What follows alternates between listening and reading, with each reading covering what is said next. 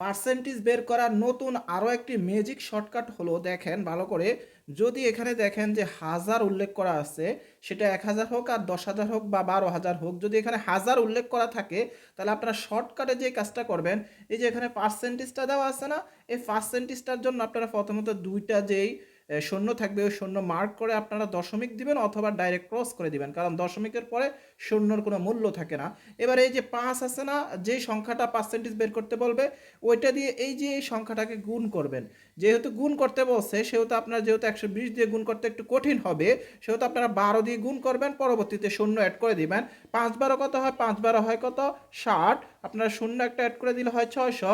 উত্তর হবে আপনাদের 600। আশা করি আপনারা খুব সহজেই ম্যাজিক পদ্ধতিতে পার্সেন্টেজটা বের করতে পারবেন। যে ধরেন 6,000-এর যদি বলি যে 8% কত, আপনারা খুব সহজে আশা করি অ্যান্সার দিয়ে কমেন্টে উত্তরটা জানিয়ে দেবেন।